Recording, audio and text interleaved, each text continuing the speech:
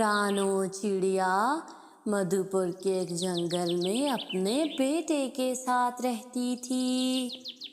यूं ही उनके पड़ोस में एक कालू और गौरी भी रहते थे, जो कि बहुत लालची थे। अखो लड़ी कदो कदी, मौका मिले कदी कदी, मजा लगे अजदा, डिंचक डिंचक डिंचक डिंचक। अरे अरे ओ बेसुरे, तुम हर वक्त नाचते गाते रहते हो।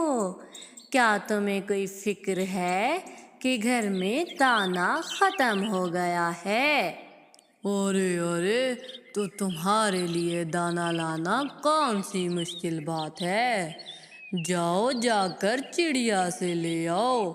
वैसे भी सुबह से उसके घर से बहुत खुशबू आ रही है। अरे अरे, तुम कोई काम क्यों नहीं करते? कब तक हम चिड़िया से मांग मांग कर खाएंगे? अभी तो शुक्र है वो चिड़िया मूर्ख है। अगर थोड़ी समझदार होती तो क्या हमें रोज खाना देती? अच्छा अच्छा, अब जाओ यहाँ से, मेरा दिमाग मत खाओ। अख लड़ी कदो कदी, मौका मिले कदी कदी, मजा लगे अजता। यूं ही वो फिर से नाचने लगता है और गौरी रानो के पास जाती है। अरे अरे रानो, आज क्या बना रही हो? बहुत खुशबू आ रही है सुबह से। अरे अरे गौरी बहन, मैं मटर पुलाव बना रही हूँ। अरे अरे, पड़ोसियों को नहीं दोगी क्या? हम लोगों को भी भूख लगी है। तुम्हारे कालू भैया की तबीयत खराब थी, वरना वो दाना ले आते। अच्छा अच्छा, कोई बात नहीं, मैं आपको अभी दे देती हूँ। आप दोनों ये खा लीजिएगा। यूं ही गौरी उससे खाना ले जाती है। अरे माँ माँ, ये लोग रोज ही खाना लेने आ जाते हैं, ये लोग खुद क्यों मेहनत नहीं करते? अरे मेरे प्यारे बेटे, ऐसा नहीं कहते। कोई बात नहीं, वो हमारे पड़ोसी हैं। कालू और गौरी के पास जंगल में एक जगह थी, जहाँ पर एक दरख्त था। अरे अरे, मैं तो इंतज़ार कर रही हूँ कि क्या पता हमारे उस दरख्त पर कोई अच्छा सा फल लग जाए, फिर तो हमारे वारे न्यारे हो जाएंगे। हम लोग जंगल में जाकर वो फल बेच आएंगे, फिर हम इस जंगल के सबसे अमीर पक्षी होंगे। हाँ हाँ, मैं भी सारी सारी रात यही ख्वाब देखता रहता हूँ। बस तुम दुआ करो कि जल्दी से उस पर फल लग जाएं। यूं ही समय गुजरता जाता है और अब उनका दरख्त बड़ा हो चुका था। यूं ही कालू और गौरी एक दिन उस जगह पर जाते हैं। अरे रे, ये तो कच्चे आम हैं। अरे अरे, कोई बात नहीं, तुम देखना, ये एक दिन पक जाएंगे, फिर हम लोग जाकर इसको मंडी में बेच आएंगे। हाँ हाँ, तुम ठीक कहते हो। यूं ही वो दोनों घर आ जाते हैं। यूं ही समय गुजरता जाता है और वो एक दिन फिर से वहाँ जाते हैं, लेकिन आम तो अभी भी कच्चे थे। यूं ही वो मीनू चिड़िया के पास जाते हैं और जाकर उसे सारी बात बताते हैं। अरे रे, मैं कल उसी जगह से गुजर कर आई हूँ। मैंने तुम लोगों का वो पौधा देखा था। तुम्हें क्या लगता है उस पर मीठे आम लगेंगे?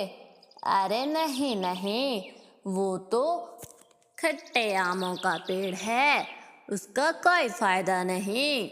वो आम पकेंगे नहीं, बल्कि अब गिरना शुरू हो जाएंगे, क्योंकि वो कच्चे आमों वाला पेड़ है। यूं ही कालू और गौरी परेशान हो जाते हैं। क्योंकि उनके सारे सपने तो टूट गए थे। अरे रे, देखो तो हमारी फूटी किस्मत कितने अरसे से इंतजार कर रही थी। मैंने तो सोच रखा था कि सोने की बालियां बनवाऊंगी, लेकिन फूटी किस्मत, हमारे हाथ तो चवन्नी भी नहीं आई। मैं तो कहती हूँ इस दरख्त को काट कर इसकी लकड़ी बेच देते हैं, 1 महीने के लिए दाना तो ले आएंगे। हाँ हाँ, तुम ठीक कहती हो, हम ऐसा ही करेंगे। यूं ही सुबह होते ही वो दोनों जंगल में पहुंच जाते हैं और उस दरख्त को काटने लगते हैं कि वो दरख्त बोल पड़ता है, अरे अरे मुझे मत काटो, मैं तुम्हें मीठे आम ना सही लेकिन गर्मियों में साया दूंगा, ऐसा मत करो। लेकिन वो दोनों उसकी कोई बात नहीं सुनते और वो दरख्त काटने लगते हैं कि ऊपर से रानो चिड़िया आ जाती है। अरे अरे कालू भैया, ये क्या कर रहे हैं आप किसी दरख्त को कैसे काट सकते हैं? इन दरख्तों में भी जान होती है। अरे अरे चिड़िया, तुम मत समझाओ मुझे, मैं कितने अरसे से इंतजार कर रहा था कि इस पर मीठे आम लगेंगे, लेकिन ये दरख्त तो कच्चे आमों वाला है। मैंने मीनू चिड़िया से सारी बात पता की है। अरे अरे कालू भैया, मीठे आम ना सही लेकिन ये दरख्त आपको साया देगा, आप इस दरख्त को मत काटिए। अरे रे, ये दरख्त की लकड़ी काट कर हम लोग महीने का राशन लाएंगे, अगर तेरे पास पैसे हैं तो तू दे दे। ठीक है, आप लोग चिंता मत कीजिए, मैं कल सुबह होते ही आपको इसके पैसे दे दूंगी, बस आप ये दरख्त मत काटिए, आप ये दरख्त मुझे दे दीजिए। यूं ही उन लोगों के दरमियान ये बात तय हो जाती है। अगले दिन रानो चिड़िया सुबह सुबह ही उन्हें उस दरख्त के पैसे दे आती है और अपने बेटे को लेकर जंगल चली जाती है। अरे माँ, ये दरख्त हमारा है क्या? ये जब कालू और गौरी के पास था मुझे तब से बहुत पसंद था, इस पे देखो ना कितने सुंदर आम हैं।